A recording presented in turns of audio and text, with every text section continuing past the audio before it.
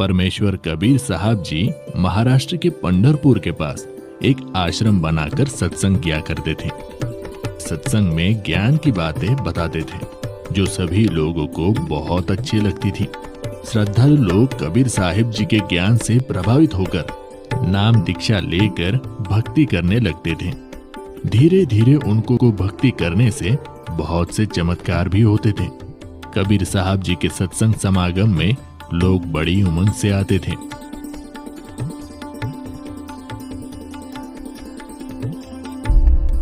उन्हीं भक्तों में से एक भक्त का नाम रंका था। रंका भगत जी एक सच्चे सेवक थे। उनकी पत्नी बंका तथा बेटी अवंका भी भक्ति किया करती थी। उनका परिवार बहुत निर्धन था। दोनों पति पत्नी जंगल से सूखी लकड़ियां तोड़कर लाते थे और उनको शहर में बेचकर अपना घर चलाते थे।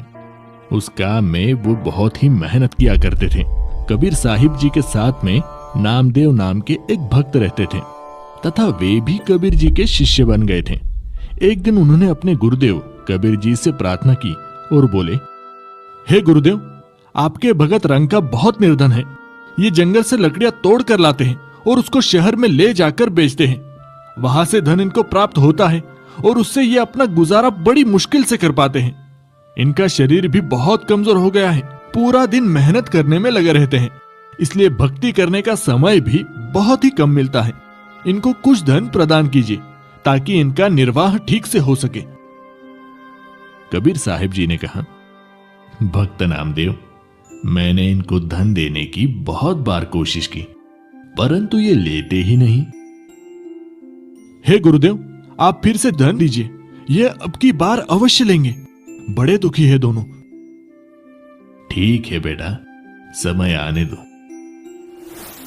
एक दिन रंका और बंका रोजाना की तरह जंगल से लकड़ियां सिर पर लेकर आ रहे थे। जिस रास्ते से वे दोनों आ रहे थे तो कबीर जी अपने शिष्य नामदेव जी को साथ लेकर उसी रास्ते पर आ गए।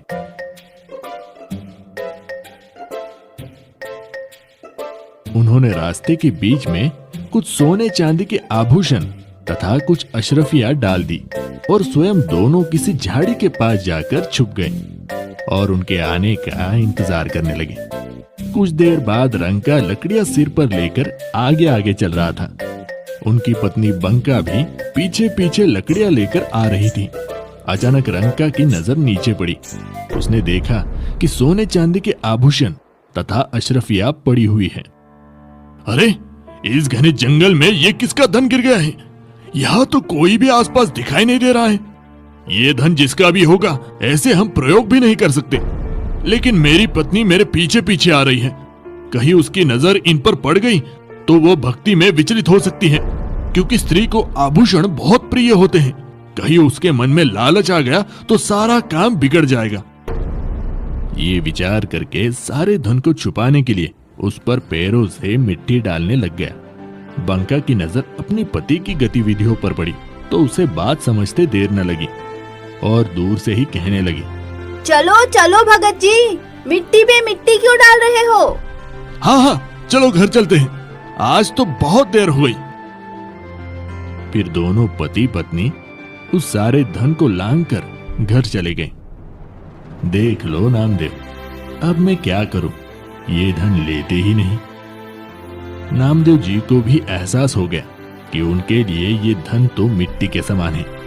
वास्तव में धन तो राम नाम की भक्ति का धन होता है जो कभी भी नष्ट नहीं होता। ये इतना निर्धन होते हुए भी भगवान के दिए में खुश थे। अपनी कोई इच्छा नहीं रखते, केवल भक्ति को आधार बनाकर अपनी जीवन यापन कर रहे हैं। ये वास्तव में परम भक्त हैं। कबीर साहिब जी कहते हैं, कबीरा सब जग निर्धना, धनवंता न कोय, धनवंता सोई जानियो, राम नाम धन होए।